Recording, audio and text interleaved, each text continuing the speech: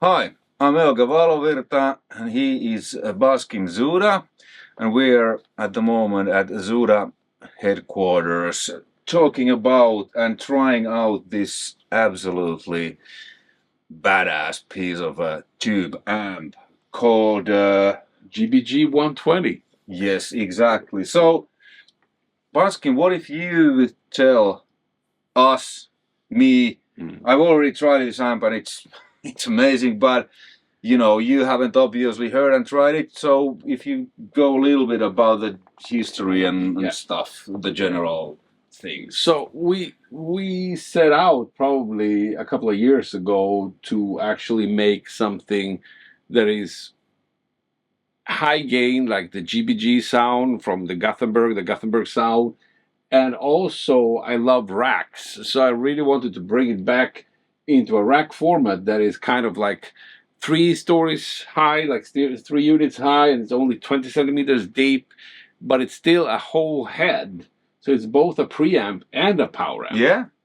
So we were trying to squeeze everything in to make it fit in a modern format, but still have everything all tube, all analog, and all that juice, but also many functions and many features, but not making it overcomplicated, right?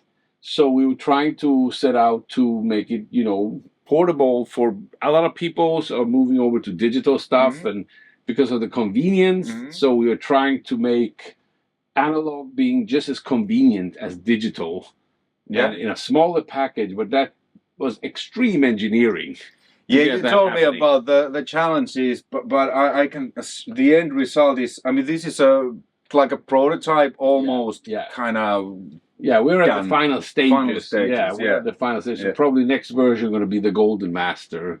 So we're kind of at the end. We're just fine tuning some ground loops and some mechanical noises and stuff like that. But yeah, other than that, I mean, it's been a journey because we be fighting for millimeters in this amp, because yeah, we figured it needs to be in a very convenient package, because I mean, a couple of years ago we released the LA25 Mark II in a rack format, and it has, you know, 3 channels tube amplifier, built-in reactive load, and all kinds of stuff like reamplifying and all that, like an Swiss Army kind of knife kind of thing. And it is only 20 centimeters deep, but it's also EL84, so it's like kind of, it is 25 watts. So we are bringing out 120 watts in the same package, and obviously all the physical dimensions are identical, but obviously the weight is twice. Yeah, so there's a lot of irony here, you know. Yeah.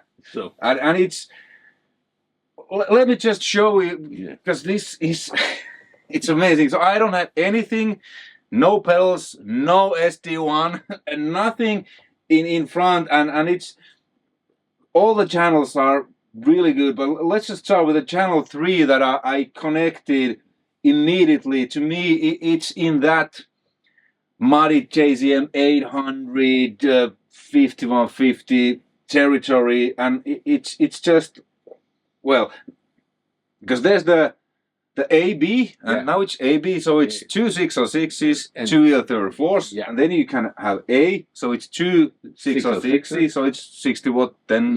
60 watts. And the B is EL34, so now we're we have both, so full 120 watt.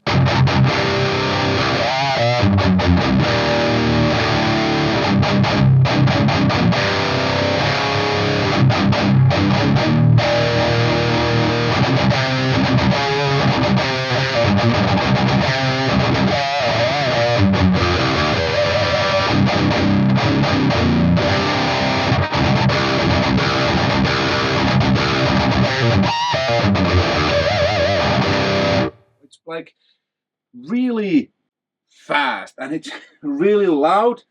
I mean, we're not even playing that loud now. So we're actually on one on master, and not even the volume on each channel. So. And the first, because I usually tell my signal chain in the videos so that people can kind of understand. So this is a ESP Mirage Custom from 80s, 87 or 88, I don't know, because There's no serial number on this one because for some reason ESP didn't use. The pickups are EMG81 and 2 EMG-S single coils. And it goes straight to the amp, and then we're using a... Yeah, it's a 4x12 with vintage 30s in it that is mic'd, and then we have a old Soldano. Old Soldano, yeah. That is also with Eminence 12L speakers in it, but we are micing the vintage 30s. Yeah, so what you're hearing are 2 vintage 30s with an old original SM57, old school, and Sennheiser MD421, and then they're going to straight into Neve preamp. Yeah. No EQ there, nothing. Then to Pro Tools. So what you hear is, you know, no extra fuzz or nothing. No. And this now when you heard it, and this probably I'm gonna show you one of maybe my favorite EL34s.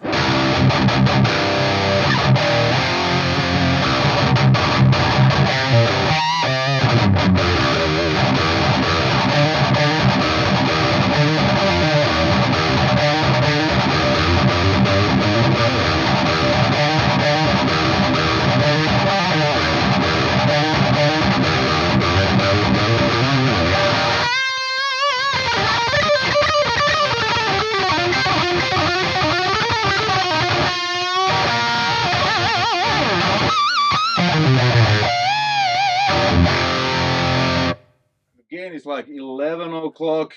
It's just and well, 606s.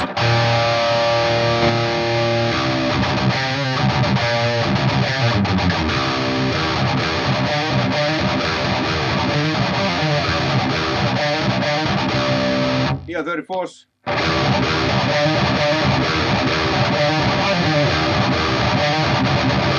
Both.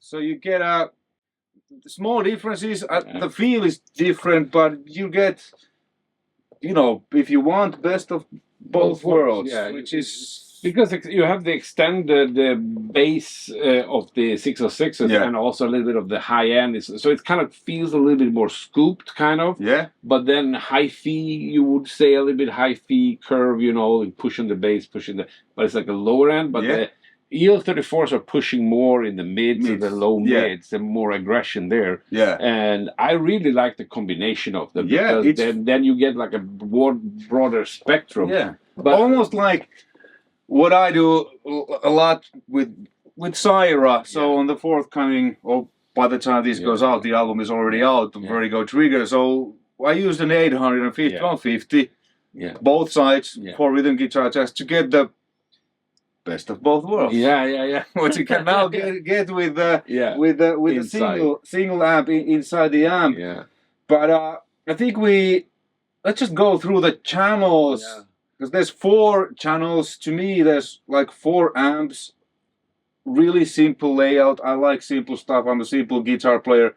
Big knobs, and then there's your basic gain, volume, bass, middle, treble, and a little bit different stuff on each channel, but we'll go through these. And then you have a gate. Let's forget the channel 1 now, because we don't really need the gate, because we're using it clean. So the clean is like, if I'm switching to neck pickup,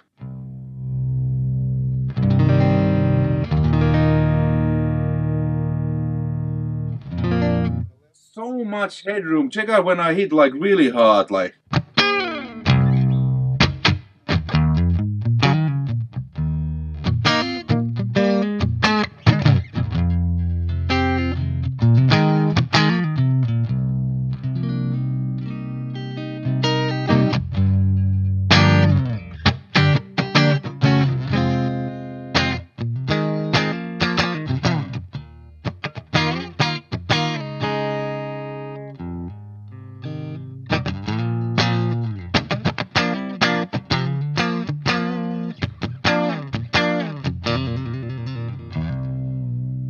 So much headroom.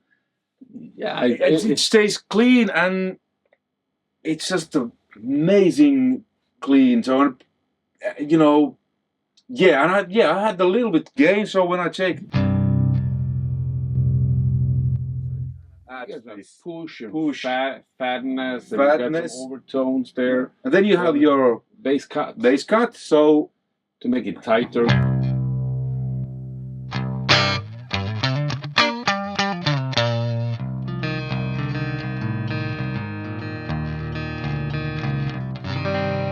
It gives room for the bass player, right? It gives room for the, and I really, because it kind of feels that it's kind of the top end becomes shinier, probably because the bass doesn't.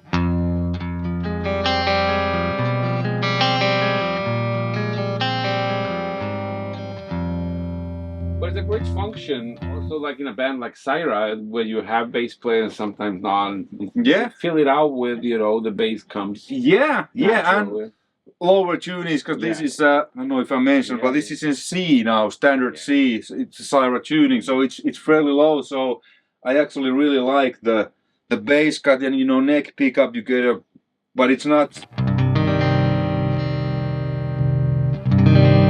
It's a little bit with this tuning, this guitar with a Strat standard tuning, probably, you know, it's fine like this, but I really like the. Funny thing is, we're not trying out with a Strat now, but when we tested it out and when I tweaked it in, it actually feels full, even with a vintage 60s Strat in the bridge pickup. Oh, you still doesn't have any shrillness and making it feel slim and small and, you know, just trebly. You know, it's very full still, even if you're playing with a Strat and the bridge pickup. Yeah, because the bridge pickup on a Strat, sometimes can be with many amps. Yeah, we'll probably have some demo of that, but that's really. And the interesting thing about this channel, we even tried it out with bass. I mean, it has so much headroom, so you could actually play bass. Maybe not as, you know, like a huge bass rig, but it's enough big and articulate that has the bass you actually could probably use in a studio environment and maybe in a smaller gigs even, you know. So, and nowadays many people use ears, so you don't actually need to have that. You just need a good sound, not necessarily a lot of volume. And I actually had a request from a producer that could you make a great you know, bass amp with preamp tubes and stuff. That I was thinking, but they're going to use it for in-ear and they don't want the power amp section to go on and all that. And I was thinking maybe I should base. This is so good, so I was thinking about starting something and based on this topology that we have in our clean channel as a starting point for that bass kind of rig, because it's actually that kind of. Because it's really the headroom it's really the gain. It's not really adding gain per se or distortion. It's kind of just pushes it even more. Then you have the knob, which. But it's still clean, which I like, because on many tube amps, at certain point it starts to break, and sometimes you want that many times, but then when you want just a clean sound, like it does it so well without it being muddy or. But I would say you in this amp could have that, but in a controlled way, because that's how it goes from clean, goes to vintage, goes to crunch, goes to, so you could actually slowly dial up that gain amount of gain you want. And this is pretty much as you say, a lot of amps starts to distort or crap out, you know, in the clean channel. And it's really, and it's also important to know that we have now 6L6s in this one and EL34s, but you can actually run KT88s, KT77s, or 6550s in it, in any combination of pairs. And I tried out a combination at the factory where we had 6550s in combination with KT88s. It's like ridiculous huge. So I would imagine that would function for bass. You know, and even if it's just 120 watts, it is pretty fat transformers and heavy, you know, we have a good margin in how we have designed the circuit. So I'm very curious and try this out with more, you know, bass kind of stuff, and also low-end guitars. Yeah, because this is pretty low. Clean channel, your basic tone stack bass. Let's actually dial this a little bit so people can put it on the bridge pickup, the 81. Like clean.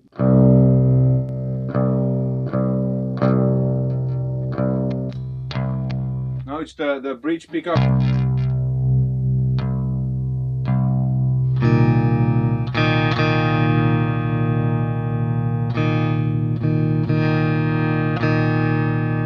And then there's the kind of the bright switch. Treble push. Yeah.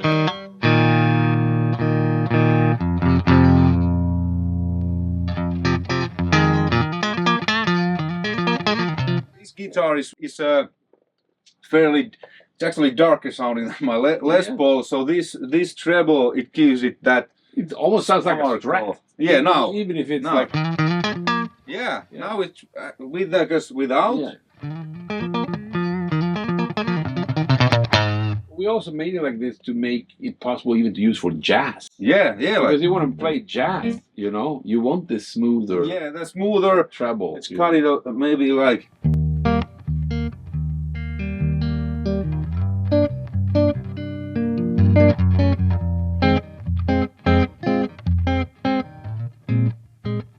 It feels like an old school, smooth battery amp, but then just with the.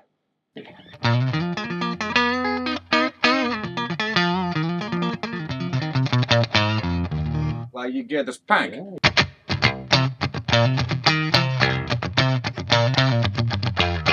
Man, boom. And if you go for, let's say you put out the bass cut again, and the treble, and try the jazz chord again with more bass, now you have. Whoa.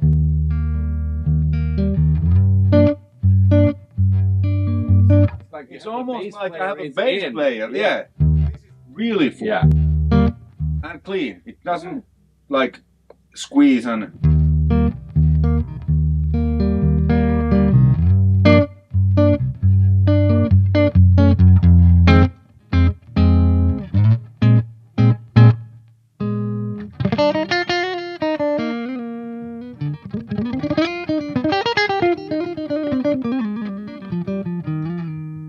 If you put on the gain there, if you go back again and you put the gain button, it'll get that.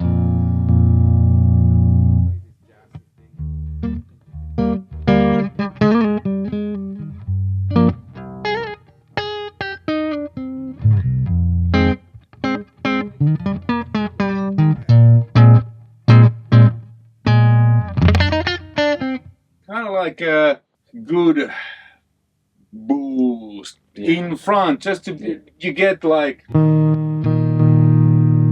more sustain and confidence in the solo note playing, I would say. Yeah. And also, and the sustain is pretty okay. It's the fingers. Well, to put it mildly, because it's, you know, it's clean sound with, and it's just sustains. And it feels, with this one, it feels really easy to, like you said, easy to play.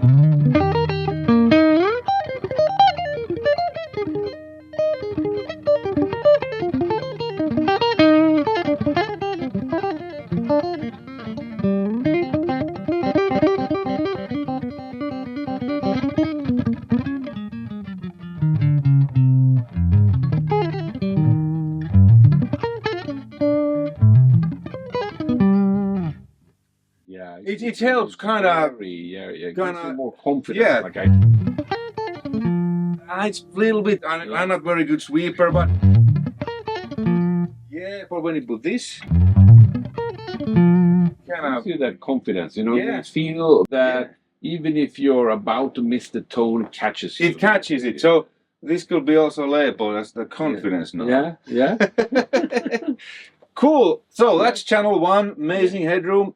We should probably take out this button, the GBG, and start without it. Yeah. You know, the compression. Yeah. Oh, so so we had the So that's only working on channel 2, 3, and 4. Yeah. So this is the special GBG button, and this is diode clipping. You know, so we have Zener diodes, and that makes a little bit more compression. So let's start without it. Just to get more. Let's just put everything. And we're going in vintage. In the vintage mode, middle, treble, and then the gate. Yeah. You probably don't need the gate. We don't need now. We have so little gain. So.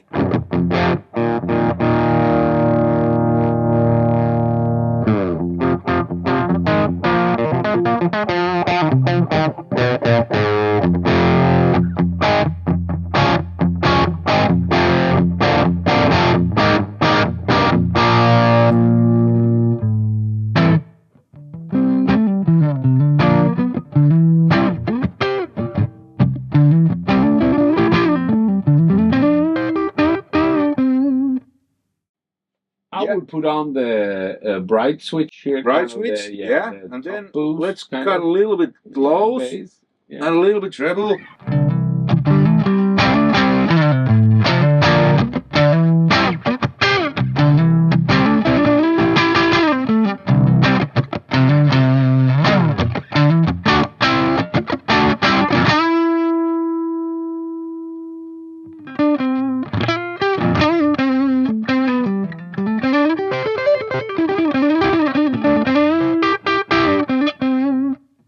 Suddenly, couple of moves, and it kind of breaks up and opens nicely. Then we can again the gain knob. It gives more confidence.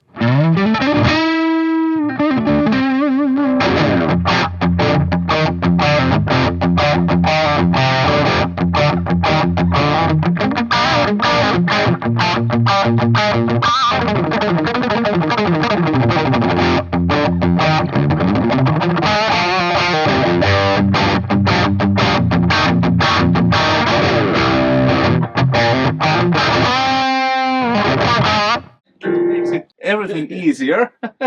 So, I mean, to explain a little bit about the blue buttons, because we have different colors, right? So we're trying to color code things for making it easier to understand what's going on each channel. So we have the color white for EQing. Yeah, like you see, here so all the EQ knobs are white. And then we have color blue for vintage modes.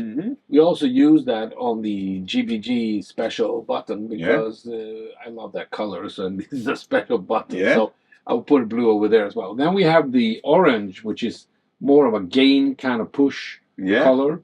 And then we have the gate, and that will switch between green and red depending on if the gate is on or off, you see.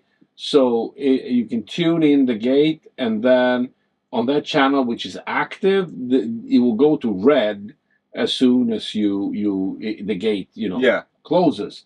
But it will indicate green on the other channels that have the gate engaged, but they are not active. But it shows you that the gate is on here, but that channel is not active. And you can see gate is really fast, but let's focus on the gate on the channel 3 when you get there. Yeah, when we get dirty. And then we have like yellow colors of the loop and also line in the beginning. We have a line, we can switch between line and regular instrument input. And then we have a special SFX that's for solo FX, so it's a different color. But the colors are mainly to make it easier for the user to have some logic going on, because if every button was white, it would be very confusing in a very fast situation. And especially, I'm not getting younger and my eyes aren't getting, so it's sometimes it's like what it says, but you want to adjust something fast. You already know when you learn the amp, or dark stage, whatever. Dark stage, green is gate. Gain is orange, or confidence. Confidence. Confidence is orange. So when it comes to like this vintage mode, so that's only active on channel 2 and 3. You have that possibility. So what happens is we're cutting a gain stage, a one tube stage. So the interesting part is that you can actually combine with the gain to add more gain stages in a different part of the chain. So there's like several combinations. You know, with the vintage button in is the lowest, obviously, amount of gain stages. Then with it, you can engage then without. Then it's like the second level, and then you can put the gain on. But there is actually a fourth mode where you actually have both the vintage and the gain, and it's different places in the chain that gets boosted. So it's actually another sound. So you actually have like 1, 2, 3, like 4 different combination on those channels. Yeah. On channel 2. So let's try with the vintage on what we had. Kinda, to me, almost kind of like a high watt clean headroom now, like spanky, you know, really cool. Obviously, you can.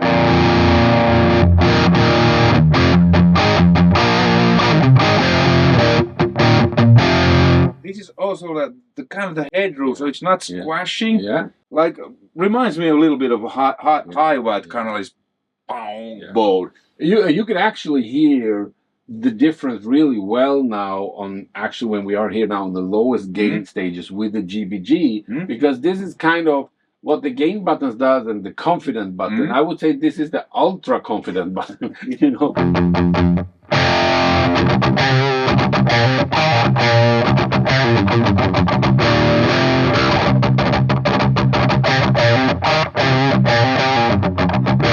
Even if there is so little gain right now, you get some kind of compression and some kind of, you know, keeping it together and some kind of sustain that makes it easier to play. Yeah, it makes it easier, but it's not like your usual. It's a cheat button. Clipping. Yeah, it's a cheat button. But you know, usually many times those clipping. I've never been a big fan because it adds the sound gets smaller, but it's not getting smaller. It's just kind of.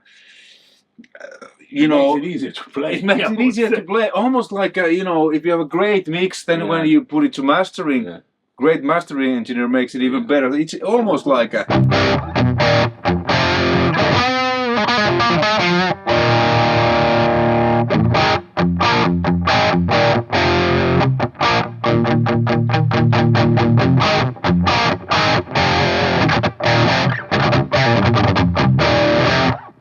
Especially on lower volumes, especially like bedroom volume. We were talking about this earlier, right?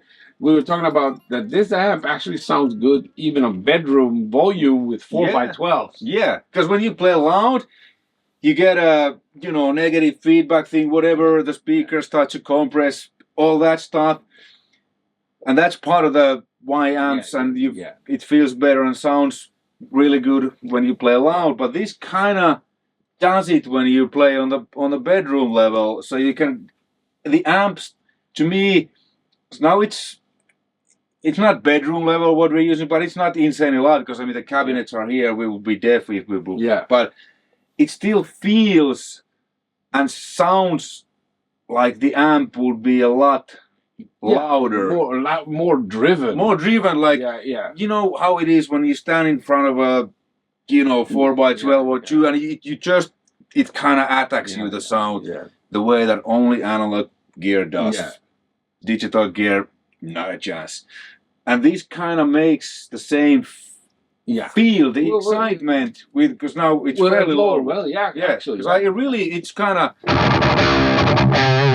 it feels that it's hard to explain, but those of you who have played with a real tube amp, probably what I'm talking about. It's kind of like, trying to tame a wild stallion. Yeah, it's like riding without a saddle. You get destroyed. Yeah. Yet if you fall off, you will look bad.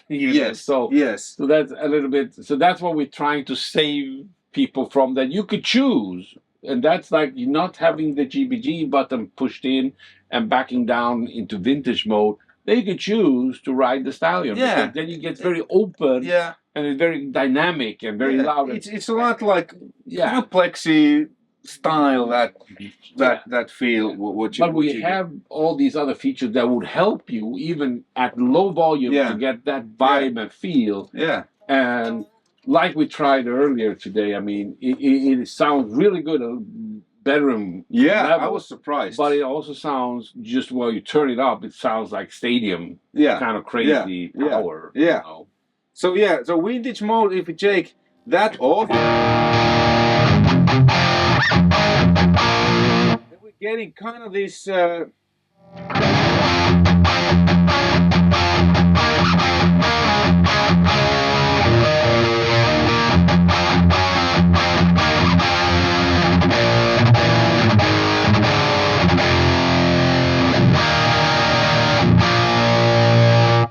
And that's, you know, with the GBG in right now. And that gives a little bit more fluid. And so if we push it out, we'll have...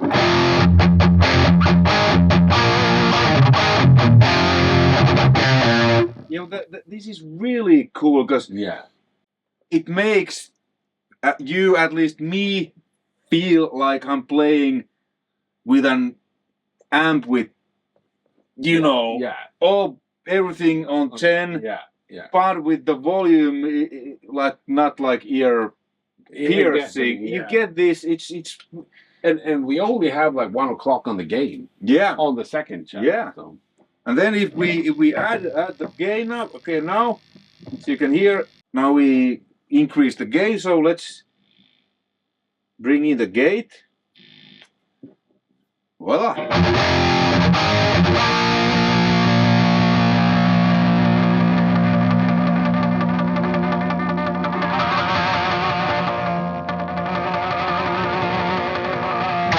So the gate isn't cutting. It's not cutting. It's intelligent. Yeah, it's very musical and very, you know, extremely fast. Yeah, really. You see the colors change, so it's, and we can have it extremely fast. But I kind of like it where you just get rid of the hiss. Then it feels really natural, and then we can add.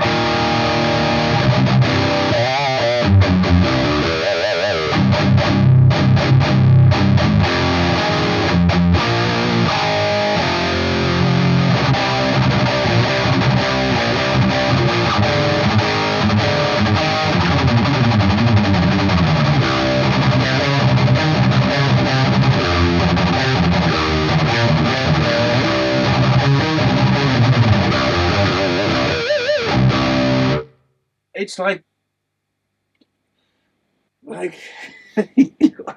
I'm speechless because it's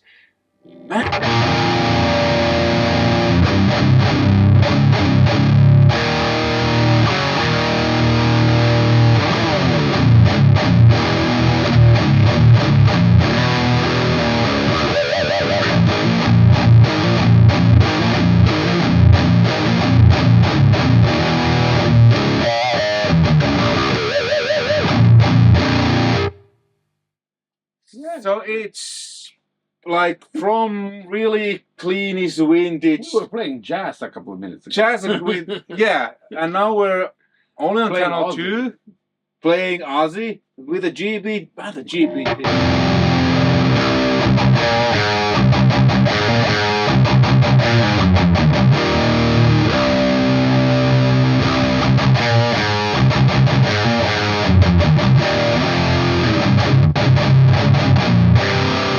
You hear a little bit the treble and how it gets together, and you get a little bit of push in the treble. Yeah, it's fantastic.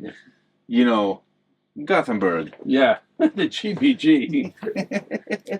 That's why it's blue and white. You know, the football team of Gothenburg is called IFK Göteborg, and it has blue and white stripes. So I was thinking, and that's the city's shield. It's a lion with, you know, blue and white. So the channel 2 from clean to like really. I mean, this is because it's.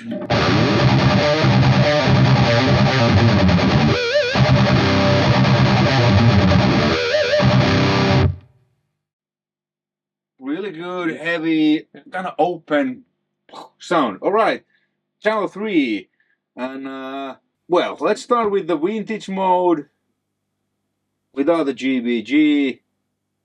let's have the midge push because I think that's why how I kind of liked it. We tune the gate a little bit. Tune the gate. Yeah.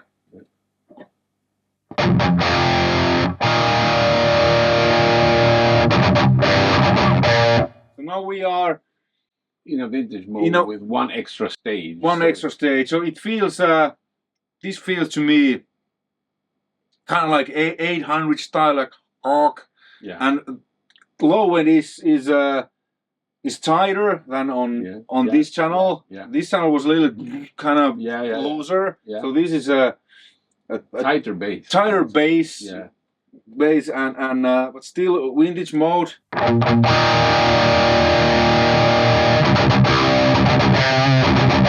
really like the feel of this channel with the down-tuned guitar I have. It's really fast and still I'm not missing an overdrive because this is really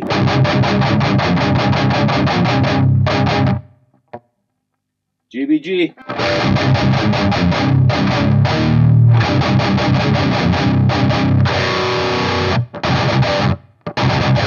That GBG mode is kind of sounded almost like Suicide Redemption with Metallica. You know that instrumental. Okay, I'm just playing. It was great because I heard the sound. You know, it was kind of matching, and the riff was kind of like because I'm just playing whatever comes. Yeah, but maybe unconsciously. But the GBG is kind of like a drug. But you put it on and then it's like that's why it have so many diodes around. It looks like a special kind of place on the amp. So if we take off the vintage mode,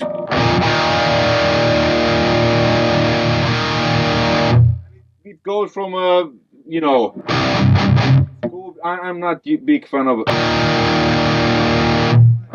And the beats are great on every channel. It doesn't get honky. Yeah. The EQ is actually, I got a lot of compliments from different, also one of my dear producer friends that I work with a lot with is Fredrik Nordström from Studio Fredman. He was like, the EQ is so musical, he really enjoyed the EQ and we really got it to work, not being like dramatic or hizzy or sharp. It's basically, it sounds good, no matter where the knobs are, but then you can just dial it according to your taste. So like I have the midge pretty, pushed, but it's still, it's not, because many amps, at a certain point, the midge just get like cardboard. Yeah, you get like a telephone voice. Yeah, but this is...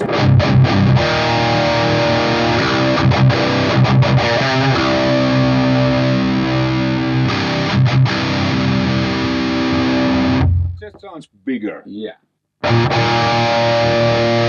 GBG.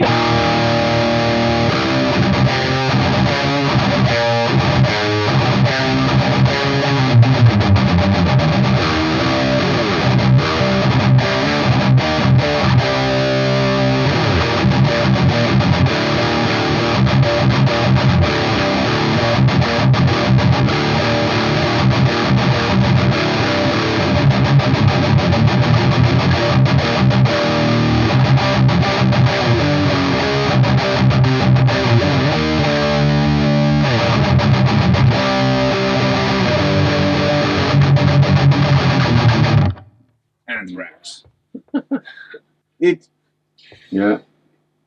And the extra gain stage. That's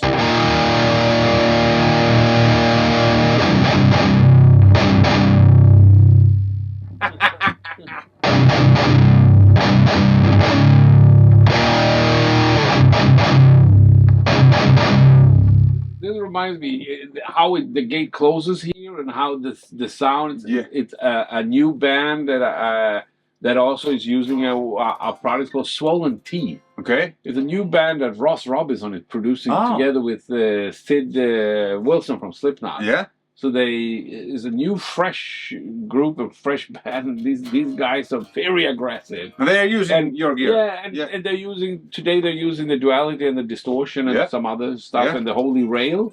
but it sounded kind of, you know, their style of how they are chugging on the, you know, the chords and how it closes. Yeah.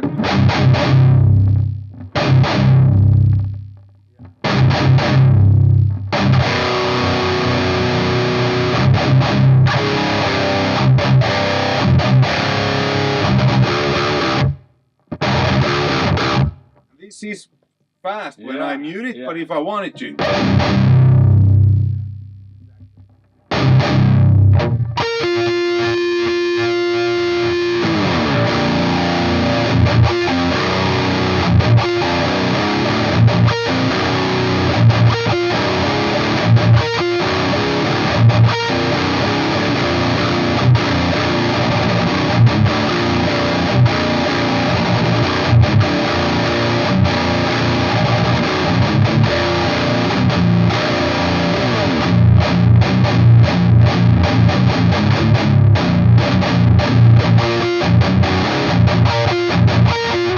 I mean, and it's without the GBG right now, and it's still, and it still gives you, you know, that dynamic. Yeah, you that's know? right. That, you know,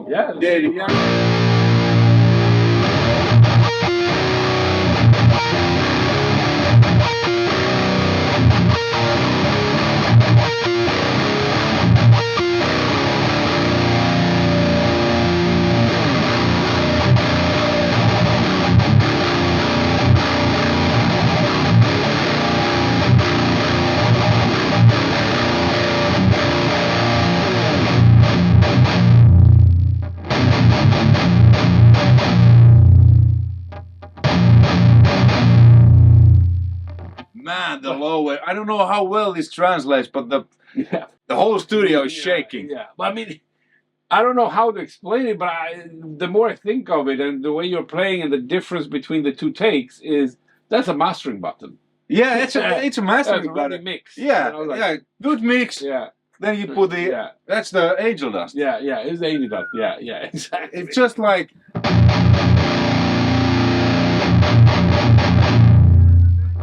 Maybe it's a little bit. Let's just like.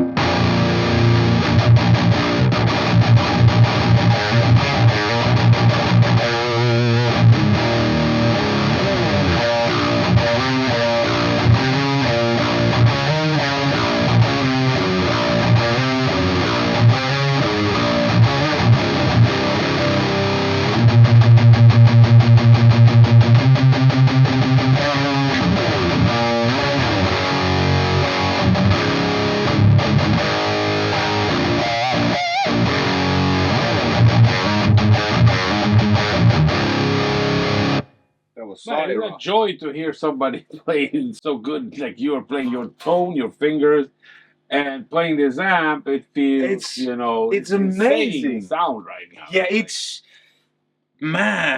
it's just channel 3 for Mel. That's kind of the sound in my head. The feel, it's like. But now we having the AB, the 606 to me. This is like.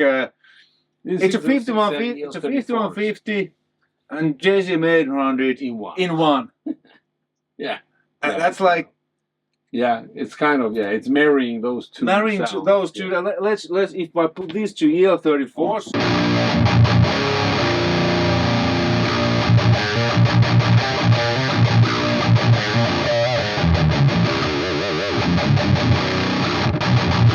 You get the the AL34, the mids, the mids, and then the 6. High end, like a 5150. Yeah, with a touch of a button, and then I want to have 85150.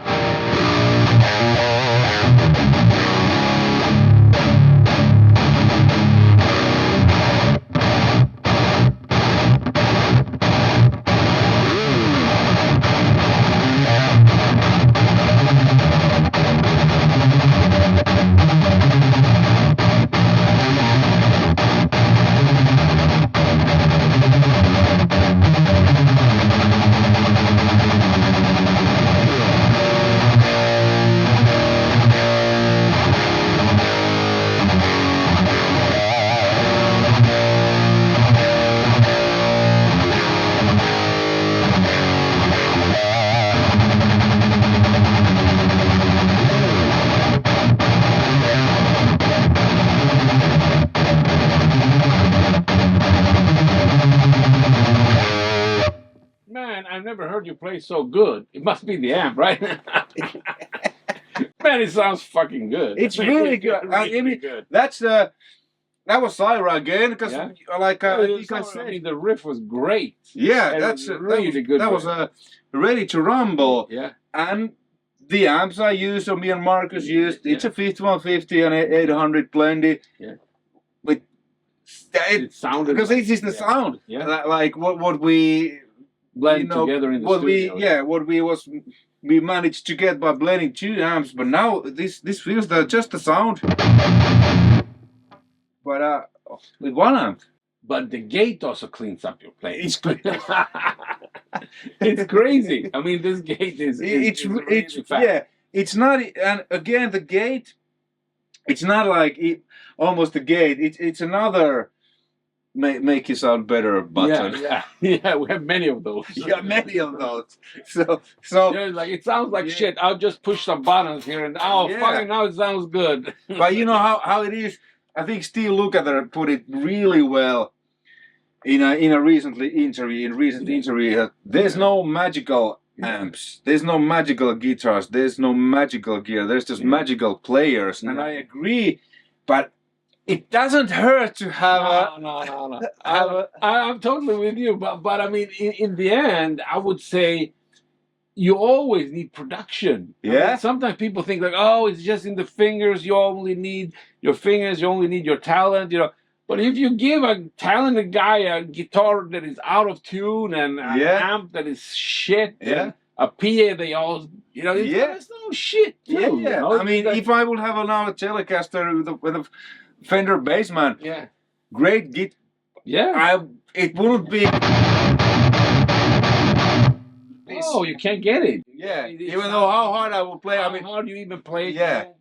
So it's the same with, you need lights, you need stage, you need great crew, it's a whole system. It's like a chain.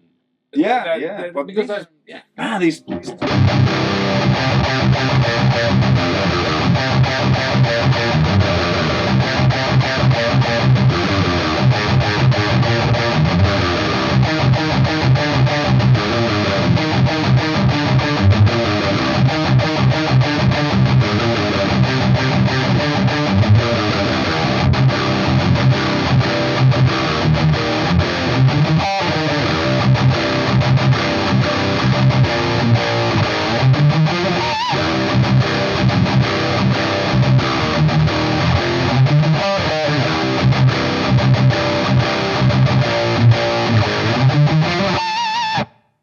EFI from CYHRA. Yeah. Great. This is the sound. And people need also to know we are actually using now, I would say probably 12-meter cable. And it's a high quality cable. It's a DiMarzio cable. And I got, a recommendation from a guy called Magnus Olsson that works for Crafton, one of the big distributors. And he said, this is the best cable. But still it's 12-meter cable and we're not losing any signal. Our input jack has a very special circuitry that we're not losing the signal coming in. So it doesn't sound dull, right? Just checking that. Yeah. Yeah, it's okay. Well, this is completely clean, amazing for mild vintage plexi semi, breakup 2, actually quite high gain, channel 2. This is amazing, kind of my sound. 800, 5150 together, really tight. No need for a overdrive because it's so not tight. Even the DS1. No, SD1. SD1. Not even SD, because you can get the kind of the sparkle and with the GBG make it better button. Make you Gothenburg button. You get the kind of tight stuff. Really cool. Okay, channel 4. This is the kind of ultra channel. Ultra, like over the top, kind of crazy. Like more is more. Yeah, but it's also got a totally different kind of sound to it. And in the beginning here, we have a bass actual boost instead of cut. We have a boost and a mod here. It's like a modified sound that makes the low mid a little bit tighter. Okay, so it's a very subtle thing, but it's with high volume you kind of feel it more. And then we have the gate, and then we have actually a high mid shift in frequency. So that makes a huge difference in sound. It's sculpted in a. It sounds very different. Yeah. But so it's kind of like with the bass boost. I would imagine you have designed more to like kind of lead. You will be able to do a really radical scooped sound. Yeah. But you can still have it marry the other channels by really push the mid and not be afraid to like, because people go like, oh, I cannot push the mid to like 10, like 5 o'clock, you know, like maximum. Yeah. Well, you can on this channel. You should not be afraid of going all the way. Let's try it.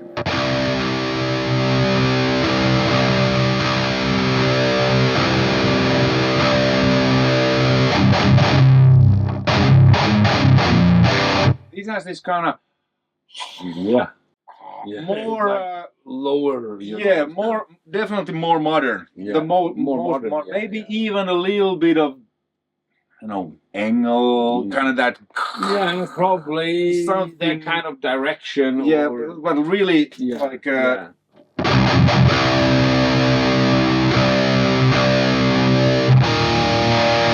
Yeah, this adds higher mid. Yeah.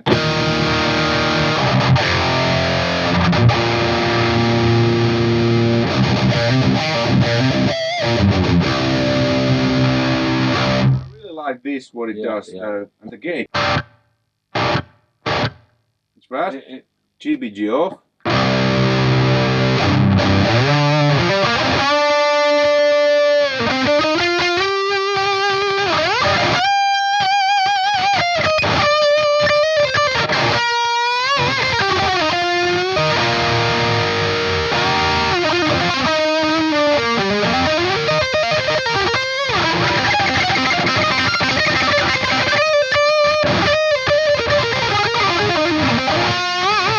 It's kind of it's a fuller, but it's also different frequency points. Yeah, and also the gain was only on 11 o'clock. Yeah, you know.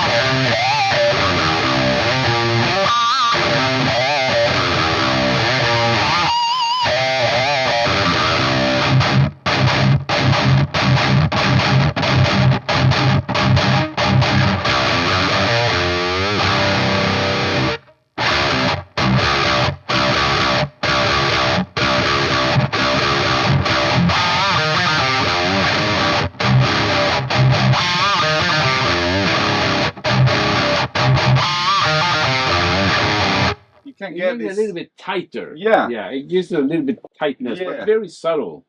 So, yeah, but you get a feel. Yeah, but I feel this like more than like this.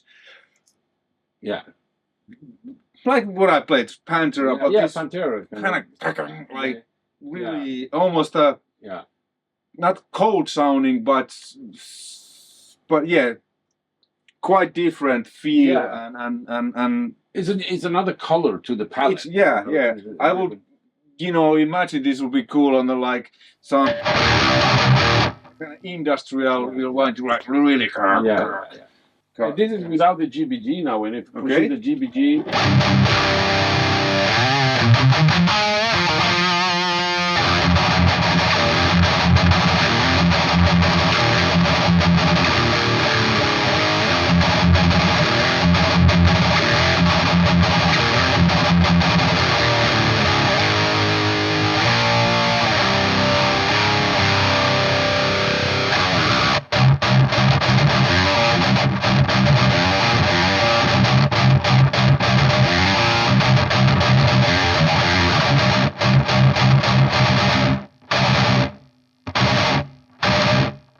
And it's also taking away a little, if you hear the resonance.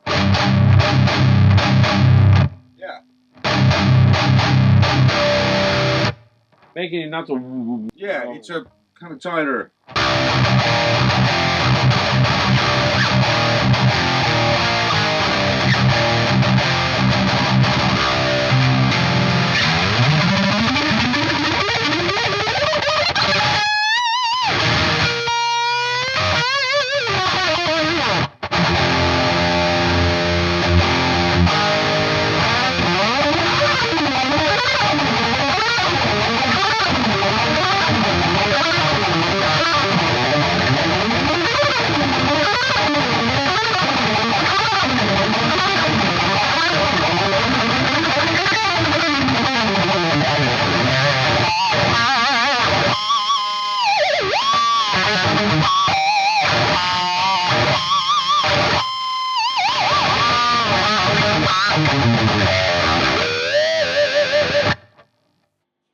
gate.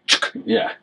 Cool. Let's go to the 3, which is I prefer it a bit more because it's more familiar to me, and then the solo, which is also really cool. So it's kind of a we actually have a solo button that works on all channels, so it's actually you could adjust the volume here and set that where you want it, and when you push this in, you have actually some mid boost going on. Yeah. So.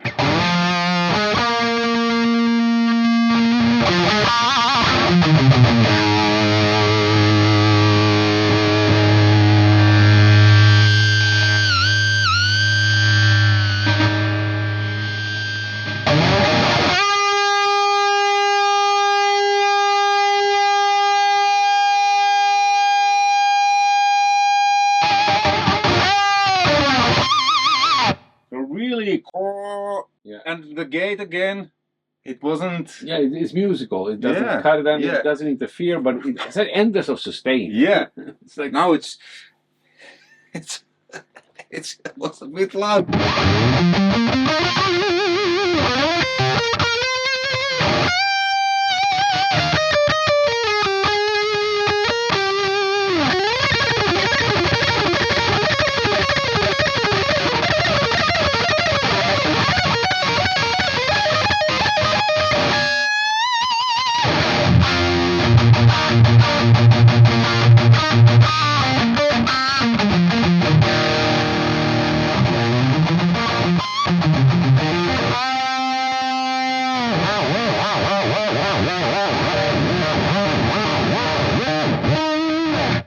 Always, very tricky and complicated to set sounds that probably a lot of you people know that the mid is the most important part for the guitar, obviously. And a lot of people that I talk to, even very high profile guitar players that have been touring for 20 years, just realize suddenly that, oh shit, I've been cutting the mid all the time because I wanted this heavy sound, but I was lost in the mix. Yeah. So, it's kind of a complicated thing because as soon as you're pushing the mids and you get used to that, and then you go back to a place where it's less mid on a channel or a setting, then you feel like, oh shit, it's so scooped. Yeah. But it was not scooped to you 2 minutes ago, when you were playing that sound. So obviously when you have shifting back and forth between this, mid sound or like you said, was setting sound alone or in a band situation, it's totally completely different story, and people will get really amazed. They're sitting at home and programming their sound, and then go out to jam, and then it's like, I can't hear myself. Of course you're not going to hear yourself, because the sound that actually works in a band situation will sound really shitty when you're playing alone. Yeah, so you need to not necessarily, but usually, but it has to do with the mid, and how much bass you need to cut. Yeah, and it's the same with delay. Yeah, absolutely. You dial a delay. Yeah, many of you probably dial a delay alone. Yeah, it's great. Then when you go play with a band, don't hear any delay. Yeah, but it's very tricky, and also like chorus. Let's say you're playing chorus now with the guitar, and it will sound like it's like too washy, too weird, too doubled, like delayed. And then you play in a band situation. Let's say you're playing a Maiden song, like Somewhere in Time Out, a lot of chorus. Yeah. Then you're playing, and then you hit the chorus pedal. Suddenly, it just pops out. Yeah. It pops out in the mix. You know. So it is very complicated. So to balance that back and forth. So that's why when I, you have a studio, I have a studio. When I dial sounds, if I'm recording, let's say the CYHRA album. Yeah. I put the mix on, drums, bass, whatever. Then I dial into the mix, and it's always more mids than I would have dialed. More mids, more highs, less low end than alone. But also, I would say you're backing down on the gain. Gain also. So I would say many instances you will probably, you have the extra gain engaged here.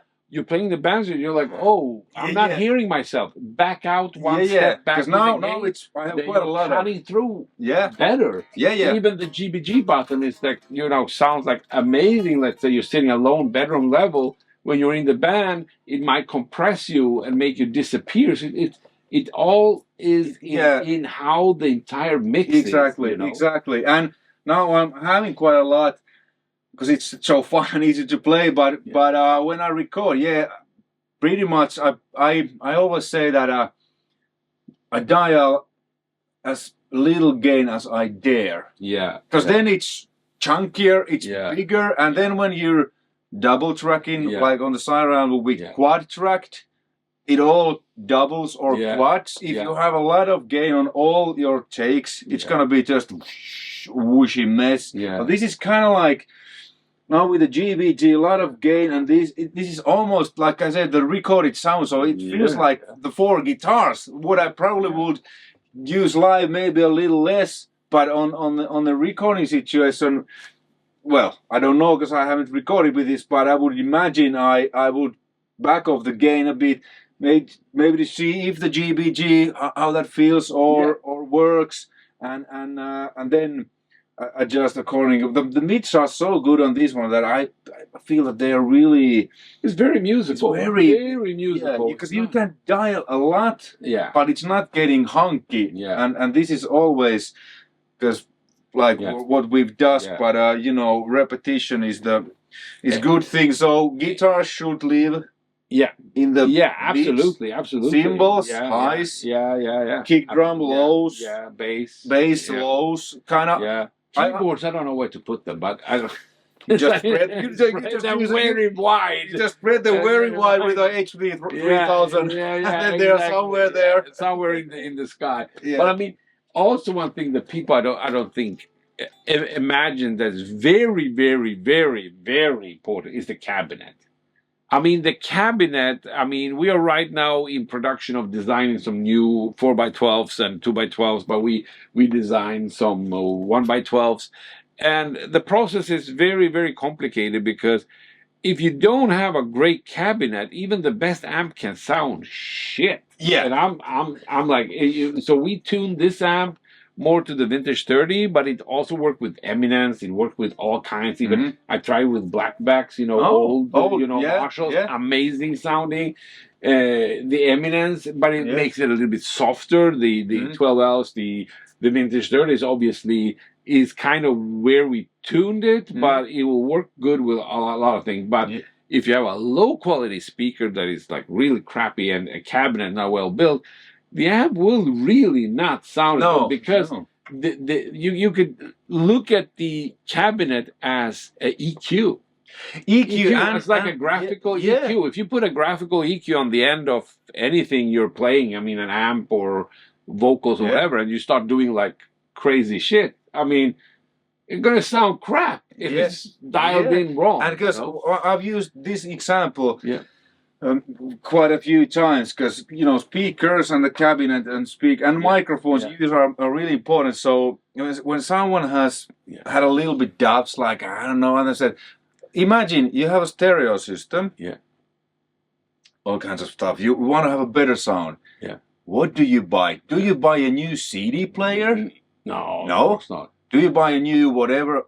You buy new speakers. Yes. Because that's where it comes out. And in the guitar world, I think it's a little bit, like you said, maybe underrated. Oh, way underrated. Way underrated. Because I mean, these both cabinets are great. This is a little bit softer sounding. And this is I'm sitting here, but when I went to here, I was like, oh yeah, it's more. I hear. I have an idea about this because that's what I'm right now. You know, I'm experimenting. Trying to figure out how would this sound in a stack. So that's why I got this. I found this used, old, and it's a great sounding cabinet. And I was thinking this is softer sounding. So what if you have it in a stack? You have it at the top. You won't break your ear. And you'll mic the bottom cabinet maybe if you want that chug. But the top one will not destroy your hearing. You know. So it kind of gives you. And also you get another color option to mic that, because I have the Marshall vintage cabinet and the BX cabinet at home with, you know, vintage speakers, V30s, whatever you want to call them, and then the greenbacks. So then I also have a T75s in the greenback cabinet, so I have like cross. I'm not big of a fan of a T75s, but how I like them is when you blend that in. Because with the greenback, there's because they kind of sound. not so good alone, in my opinion. The heritage ones. Have you tried the heritage one? No. Oh man, the heritage one, the 75. It's to me. Oh, okay. Really, really good. Because there are 65s, I haven't tried those, but the 75s. I've heard that they're good. Yeah. They are really good. But you know the G70. But you know the 75s. Yeah. You're talking about. It's kind of difficult. It's strange. It's kind of difficult. Strange beats, but I found that I've used it successfully, at least in my opinion. I'm blending in. Yeah. So I have usually one mic there. Yeah. And if I just wanna, because it adds, it's strange sound, but sometimes that's just what you need with the greenbacks or V30s, like a little bit, and it's like, oh wow, it works. But it's also this thing that people. I don't know if some, you know, it's about experience. It's always about experience, but probably what a lot of people don't know is that half the sound of a speaker is the room. Yeah. So playing this speaker in this room or playing this speaker on a big club or big hall or big stadium, but playing outdoor festival there is no room. It's like it just eats it alive. Yeah. So that's why Angus Young needs like 20 speakers, because if you're playing big open air festivals, arenas, I mean, you hit the chord. If you don't have a wall, it's gone. It's like just eats it. So. And miking, because now we're here. I just put the mics where I usually put them, but we're not obviously hearing what you will hear, because this is recorded. We'll just hear the cabinets and the mics. Obviously, they hear differently what we hear, but. These 57 MD, we're both really familiar with these, the V30. So, but I mean, if you're at home and playing in a smaller place, smaller club, even a 1x12 might be better than a 4x12. Yeah, because of the room's size. The room. Yeah. So it's not always you need a stack. And the mics, someone's gonna ask. I know. They are directly in front of the edge of the dust cap, the classic, and it's about. I don't know, 2 inches like away from the so you get a nice, not so much because the bass can build up if it's really close. So this is kind of where I usually have proximity effect. That's how I usually have those. But at least here in the room it's it's a good sounding room, right? Yeah, I mean the room is great. Also, I think I don't know if it comes across in the filming, but it actually is only 3 units high, and it's weighs 16 kilos, which is like 35 pounds something, and it's only a hand deep. Yeah, it's just a hand deep. So we're talking about it's 20 centimeters. It's just a hand deep. It's like this deep, and I still till today, every time I look at it, and even if the lid is off, I get vertigo about how the hell we got inside. I don't even. It's kind of like we folded space. Yeah. I don't know. Yeah. It's kind of it's very compact, but it's very easy to service. It's extremely easy to service. So we really took care of also of the internals. Yeah. It's extremely rugged built.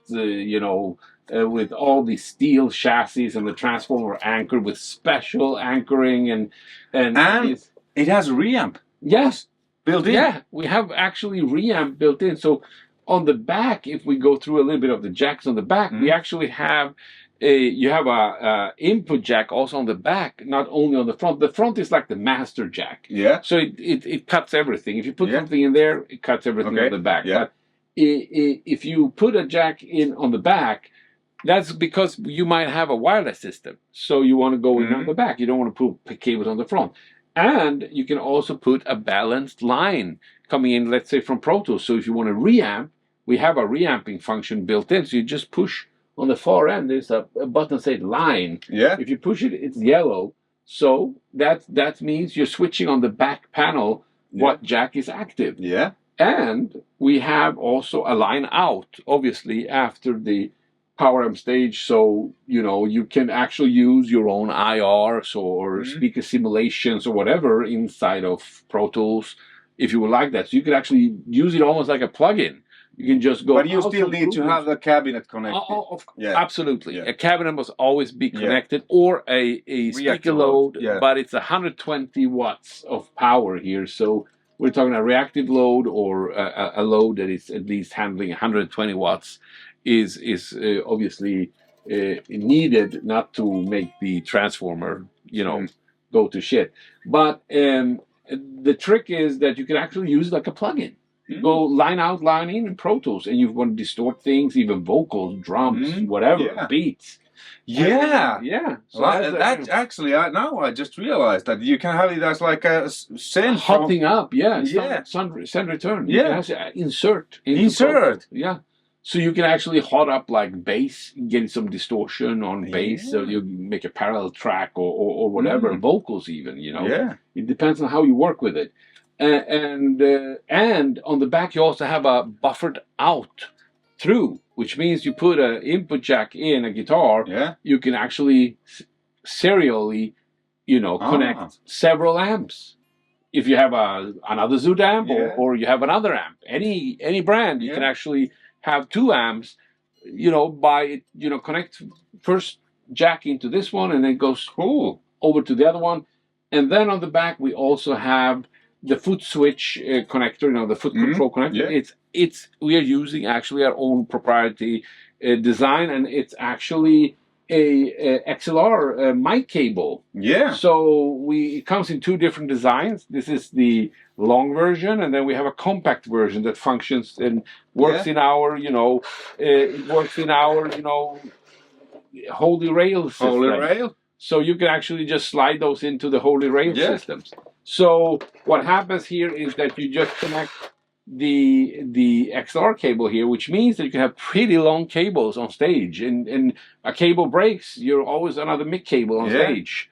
So we chose this format instead of MIDI or other things. But in the future, we're looking into making a separate MIDI box, so you can actually control also MIDI. But it's going to be an external box, but it's going to be powered by our system. And you actually have channel 1, 2, 3, 4. And then you have a solo, which we talked about, the solo, and then the FX button. And then we have on the back, obviously, the FX loop, but we also actually have one extra FX loop. So we have 2 FX loops. So the second FX loop is called the solo FX loop, and this button here, it's called SFX. So that means if this is engaged here on the amp, every time you push the solo, you will actually engage, let's say, a delay. So let's say you have a reverb on the regular FX, which is a global, and then you go like, I want some delay on my solo, that's going to be automatically added. A feature that my dear friend Andy LaRock from King Diamond came up with. He said, well, I want a second loop. And I said, oh my God, we're almost done with the amp. A second loop? So I said, okay, let's do it. So we did it. So we had to move on some switches and so on. So we added a button here. And then you have the regular FX button here for the global. And this is non-latching. This is the only non-latching button because it's also here on the, like these ones are non-latching. These are, So, but the trick with this one is that the global loop has a mix knob, which means that you can choose to have it in serial or in parallel. So parallel mode makes this a mix knob. In serial mode, this is just a send knob. So that means that you can choose serial or parallel on the global loop, but the solo FX is a serial loop. But the solo FX, also you could choose -10 or +4. So let's say you want a delay that is a rack unit or whatever, So that pretty much sums up all those functions. And the only function we haven't talked about, if you can put this down over here, is the presence and the depth, which is obviously, we all know presence and depth is, where this is more the tuning of the cabinet, the resonance, and this is the presence of the overall. And they're both like global. They're global. And we added one more function here, and that was from another producer friend like Fredrik Nordström from Fredman, Studio Fredman. He said like, I wish they had a shift, another frequency on the presence that you could choose different frequencies. So we added another frequency where you have more mid pushed kind of thing, you know. And we actually put some values into 5K presence because a lot of people complaining about 20K presence now because it gets like you get so much out of the range, which is you want to zoom in a little bit more, have more of the bright area. So we actually did what a lot of people been asking for out there. We've been listening to what people are complaining about with all kinds of amps. They say, I wish they had this, I wish I had that, or I wish they had this value on this component. So we actually brought that to the presence control. So it's actually cool, working more in the area where people are using it, because sometimes otherwise the presence control is like usable in this area, and then here is like all dark. Yeah, all dark. Or then it's just like 50 or 50. Yeah. It's around the 8. Yeah. And before that, nothing. Nothing, yeah. After that, so it's just kind of like so there. And we actually changed that value of that component that many have been complaining about overall out there. So we're trying to meet that, So, I mean, and one more thing is that, so if we have all this power, even if we run 4 KD88, it's going to be like super hot, obviously. Yeah. But we are touching this, and it's like ice cold almost, It's like, so it's like with 606 and the EL34s, it gets a little bit hotter with KD88s. But the thing is, we actually have a fan in this one, but it's so silent. It's a very industrial level. Knock to a high quality fan, very expensive, but I'm not sparing anything regarding the parts on this one.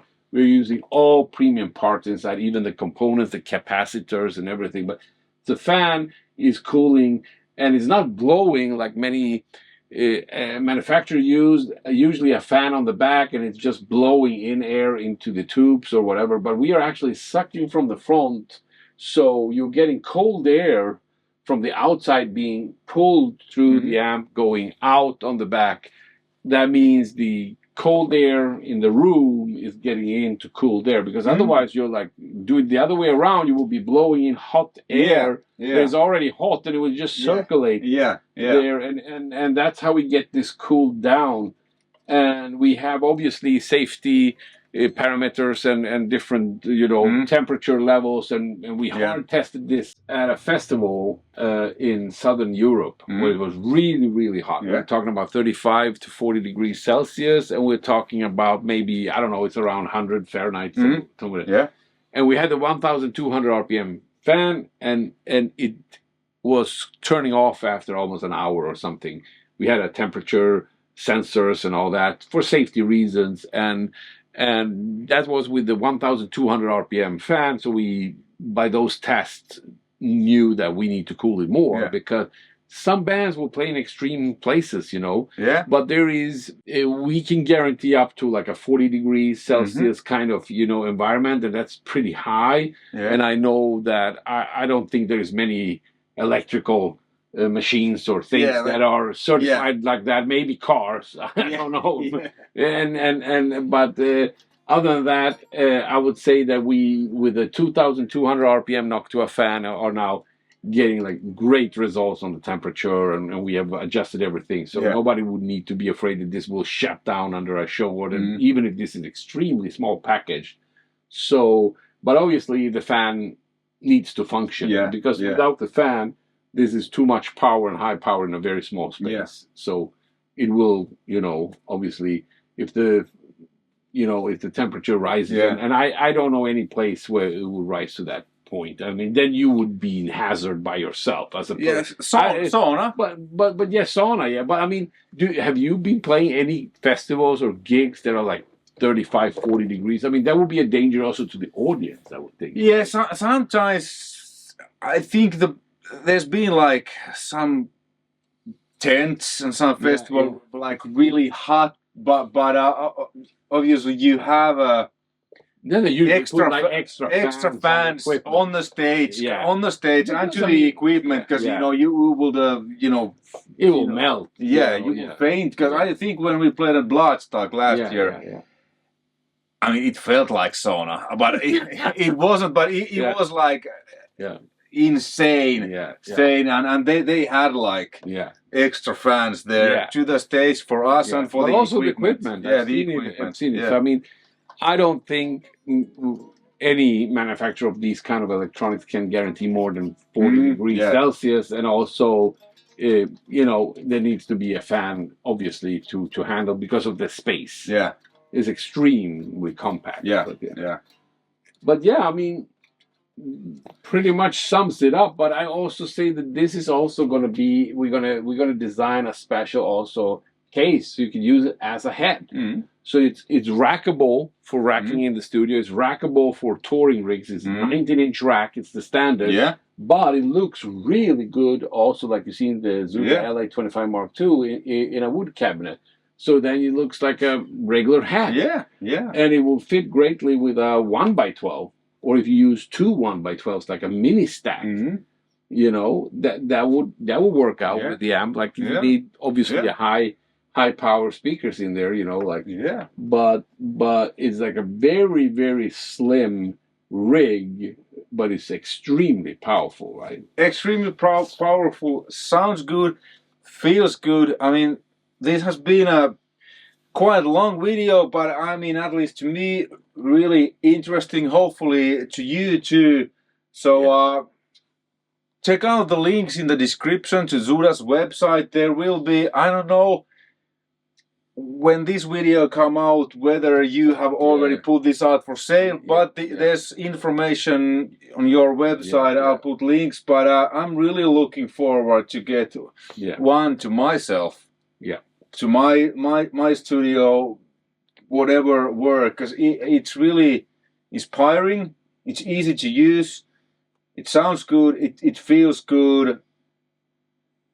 It's just a great product with, like you said, many things, like the presence, like what Andy LaRocque, I know Andy well too, he has produced a few albums I played on. A lot of cool stuff that many times you wish that some could have. So GBG, you know, strong recommendation. Stay tuned, keep your eye on this one, because this is going to be well, it is a special amp.